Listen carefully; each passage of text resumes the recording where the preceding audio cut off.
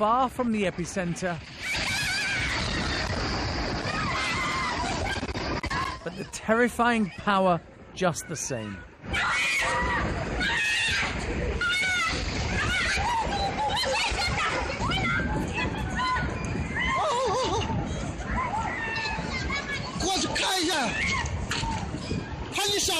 This is Tibet, on the other side of the Himalayan earthquake zone. The Chinese army moved quickly to medevac and treat the injured.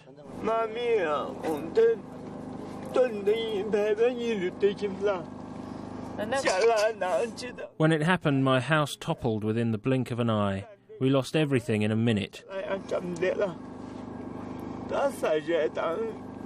Then the soldiers came to save us.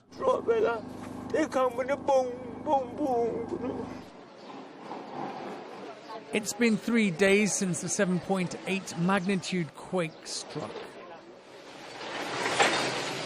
And on the other side of the Himalayas, in Nepal, the desperate search for survivors is still the #1 priority. Trapped under rubble and collapsed buildings, there's still every chance of finding more people. There may be possibility of some live victim. As we have seen in Bangladesh, after 17 days, one live victim is extricated from the rubble. There are rescue teams from all over the world lending their expertise. And there are successes. Broken and bruised, but still breathing.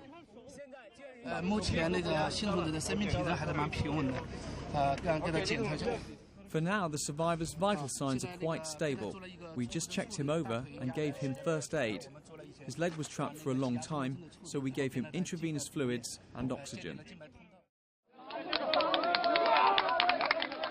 But the clock is ticking, and as the hours turn into days, these miracles will become rarer.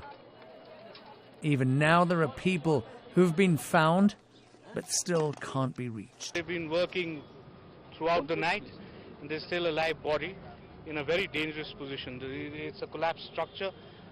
You've got, collapsing buildings both sides, but they've gone in about approximately 15 to 20 feet down. They're in contact with the person who's buried there. His upper part of the body is moving, so they've got great hopes he's well, and they are confident that they'll be able to take him out. But when there are no survivors, the rescue turns to recovery. Nepal's leaders say the number of dead will double to more than 10,000.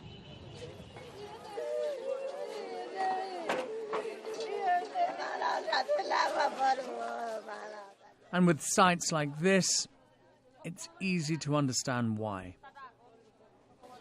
These funeral pyres, part of the mass cremations taking place across the country in accordance with Nepal's Hindu tradition. The immediate focus has been on Kathmandu, but that is slowly beginning to change. Entire hillside communities have been wiped out. Cut off by landslides, isolated, and in need of urgent help. Rescue teams are beginning to get to some of these places.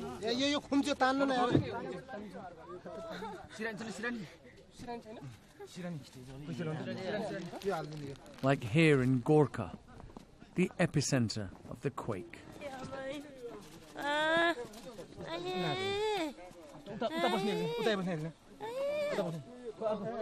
Helicopters the only way in, and the only way to get the injured out for treatment. But resources are limited. Getting around to everyone will take time. For some, it will be too late. So far, we have rescued about 250 people and dropped 4 tons of relief material. And today the figure is likely to be more because the weather is slightly better than yesterday. It's not just villagers who are being helped by these helicopter sorties. Trekkers caught in landslides are being plucked to safety. I was hanging there someplace just to have the rocks going over me, and then he said, "You have to come." And he brought me to a place that was just a little bit outside of all the rocks were coming down. According to the Nepalese government, more than 8,000 people have been injured.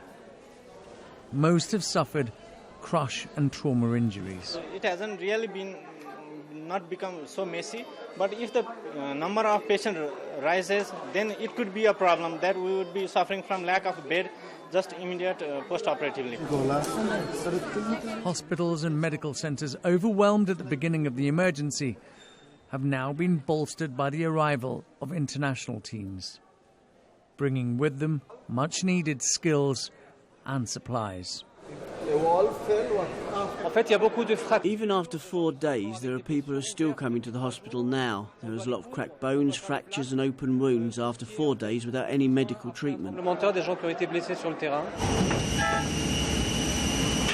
The international community's response has been swift. Aid has been gathered and sent from all over the world. Food, shelter, water and medicines are all now making their way into Nepal. A series of aftershocks kept Kathmandu's main airport closed, but it is now fully operational. Our major challenges are actually reaching to Kathmandu due to the fact that there are aftershocks and the airport was not opened unless, again, yesterday. And therefore there's some flight congestions over there. Arrival of humanitarian staff on the ground as well is another challenge where passenger flights are not operating. So there are some logistical challenges. Britain has pledged an aid package worth £5 million, and delivering some of this, a team of British engineers, Gurkha soldiers returning home to help their fellow countrymen rebuild their lives. And the aid can't come soon enough. The displaced, homeless and hungry are many.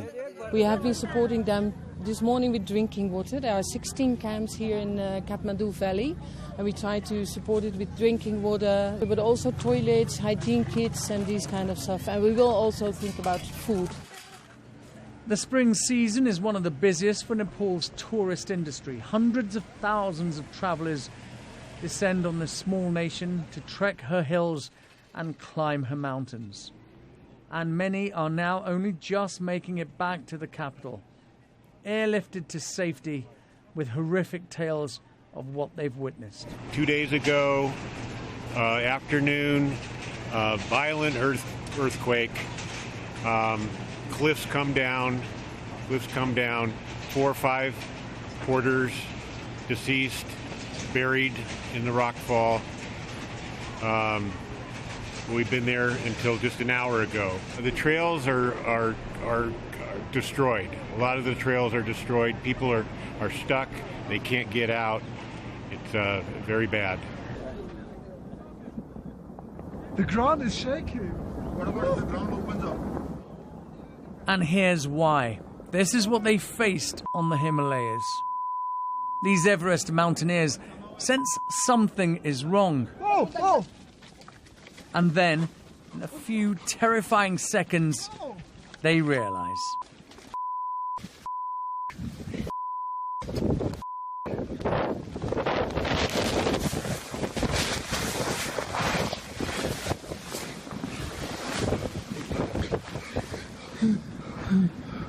Come under my jacket. Come under my jacket.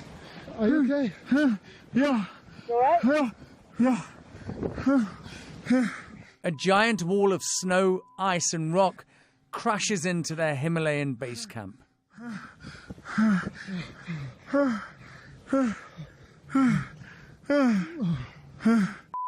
Still alive, sheltering under a jacket and trying to take in what has just happened.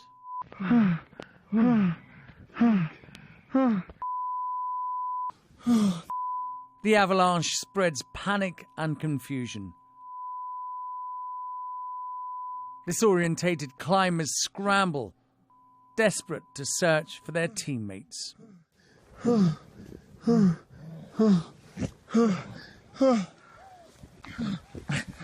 wait. They have no idea if there are more landslides to follow, but know that they must account quickly for any missing people. Tent. The camp has been wiped out. Maybe in the kitchen tent. Yeah, Let's maybe. try it. Stay together, and we try to... Some climbers have been killed and others have been injured. The kitchen tent. I told the group to get down. It just it was like 4,000 feet of snow just kind of coming, and there's nowhere to run. So I told everybody to get down, and then I put my hands over my head and like just buried myself as much as I could. And basically the snow hit. It's about 45 seconds or a minute for it to go by. All our tents were gone, and then like people were pushed. Like a guy who stood in front of me was now 30 feet over there. And we're missing one person that we don't know if she's alive or dead. There were more than 800 people at different altitudes on the mountain when the quake triggered the avalanche. Some 150 had been stranded for 2 days before helicopter flights could resume and return them to safety. We saw huge pieces of rock and ice coming down from faces of Makalu right over there over Camp 2. Yesterday we saw some more ice coming down from here, but it was okay. The close call which we had was with the ice which broke down from here, and it all came down towards us. But we seem to be in a sweet spot, and luckily nobody was injured. All is shaking. My friend Günther was down and I was up of this ice fall, and I thought about that is my last minute of this life. Many of Nepal's ancient temples may have been destroyed, but that won't stop prayers being offered. Her desperate people can only hope someone is listening.